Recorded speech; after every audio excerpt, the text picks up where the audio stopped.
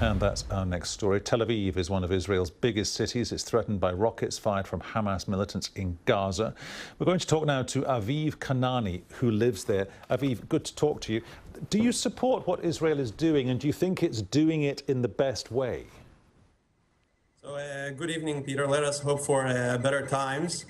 And the situation today is very complex in Israel. But I must say that me and most people support what is currently happening in the Gaza Strip, because you must remember that for the past few weeks, Israel has been targeted by missiles day in and day out, trying to target civilians just like me.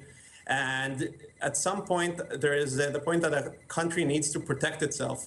So this is what's currently happening in Gaza. But again, I hope that the ceasefire would come as soon as possible. OK, can I put one thing to you very briefly, though? I mean, when you talk about civilians like yourself being targeted, that is a totally fair, accurate reaction to what's going on. Equally, the vast majority of people who've lost their lives in Gaza have been civilians. So there is a massive disconnect here between what your people in Israel are doing to Gazans and equally what Gazans/Hamas is doing to Israelis. How do you square that in your own mind?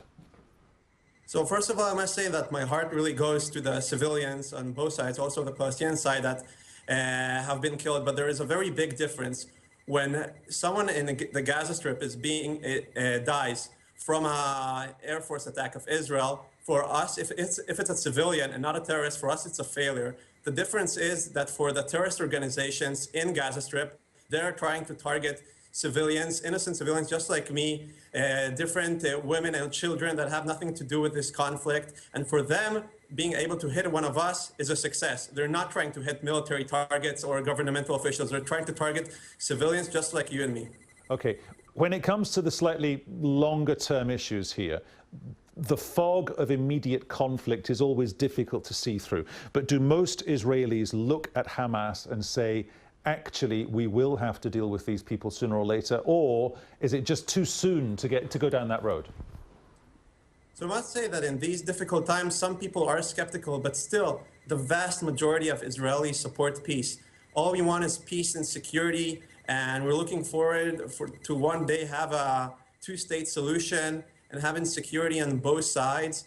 And if I can, I want to address the Palestinians that are watching this now and say that me, my friends, most people in Israel want to have peace, and we're trying to do the best we can also to talk with our government officials. So if they can do the same and speak with the people that are getting them into these clashes, it could be great, because at the end of the day, all we want is really peace and security. Aviv Kanani, good to talk to you. Stay safe, stay well.